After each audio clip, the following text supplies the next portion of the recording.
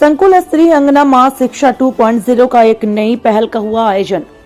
जांजगीर चांपा जिले के अंतर्गत पामगढ़ ब्लॉक के अंतर्गत आने वाले ग्राम पंचायत मेहंदी के शासकीय हाई स्कूल में अजीम प्रेम जी फाउंडेशन के तत्वाधान में छग सरकार की महत्वाकांक्षी योजना अंगना मां शिक्षा का प्रथम चरण पूरा हो चुका है।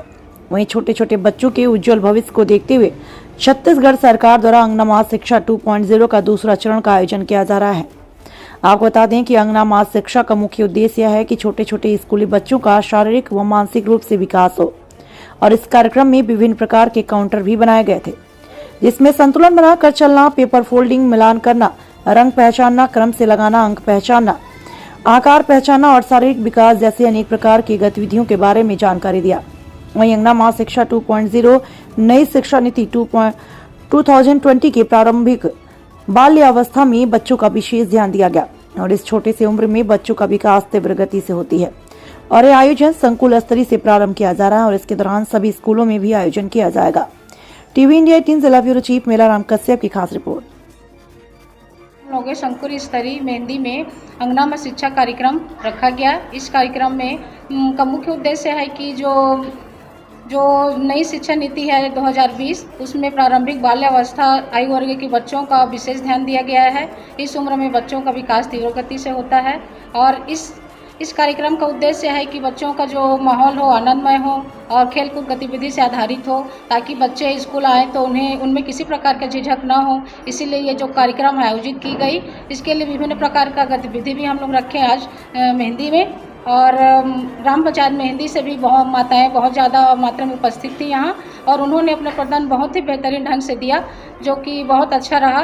और उनमें से हमने स्मार्ट माता का भी चयन किया और उन्होंने अपना विचार भी यहाँ पे रखा और जो संकुल स्तरीय कार्यक्रम है वो बहुत ही बेहतरीन ढंग से आज यहाँ प्रस्तुत की गई। धन्यवाद। हाँ, पूर्व प्राथमिक मतलब जो आंगनबाड़ी है और जो पहली से तीसरी जो बच्चों हैं उनके लिए जो अंगना में शिक्षा रखा है, ये कार्यक्रम उनके लिए है। और इसका जो है वो घर में ही जो उपलब्ध वस्तु है, जैसे उसी से सामान से ही बच्चों को पढ़ाना है। जैसे सामान है टमाटर, मिर्ची, आलू, उनको गिनना है, छांटना है, वर्गीकरण करना है। घरेलू माहौल में ही उन्हें पढ़ाने का माहौल देना है और बच्चों को बताना है कि ये ऐसा है। और उनको हमारे यहाँ संकुल स्तरीय कार्यक्रम में हमने स्मार्ट माता के रूप में श्रीमती गीता है और श्रीमती दुर्गा देवी हैं। इनको हमने स्मार्ट माता के रूप में यहाँ संकुल मेहंदी से चयन किया है।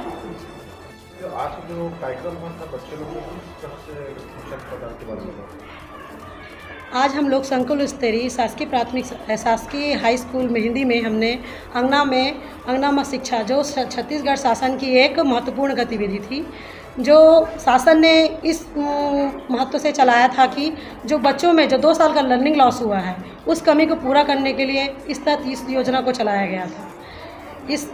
इसके लिए हमने 9 प्रकार का काउंटर बनाया था, जिसमें उनका बौद्धिक, शारीरिक सभी प्रकार की मतलब सर्वांगीण विकास हो सके। इस प्रकार हमने उनको बच्चों को और उनकी माताओं के माध्यम से उनको हमने प्रशिक्षण दिया और बच्चों के माध्यम से पूरी सहभागिता से किया।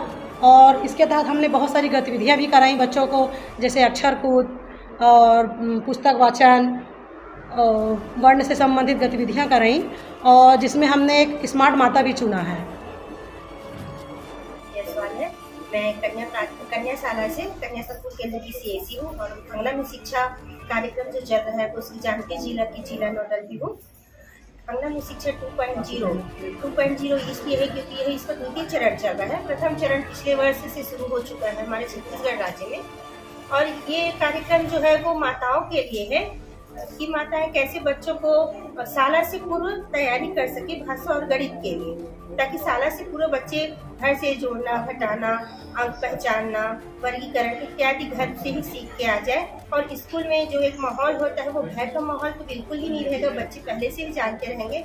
इसके माताओं को यहाँ पे तैयार किया जाता है कि वो कैसे घरेलू काम करते हुए भी अपने बच्चों को शाला से और पढ़ाई के स्तर से जोड़ सकते हैं। हमें शिक्षा से सब बच्चे भाषा को सीखेंगे, चित्र वाचन करते हुए घरेलू सामान से सीखेंगे, चित्र वाचन करते हुए उनमें बोलने की कला आएगी, बौद्धिक विकास होगा, उनका सर्वांगीण विकास होगा कि कैसे आड़ी तिरछी रेखा पे भी बच्चे संतुलन बना के चलेंगे, वर्गीकरण सीखेंगे सर, और कहानियाँ जो रहेगी, कहानियों के माध्यम से भी उनमें सोचने समझने की शक्ति का विकास होगा।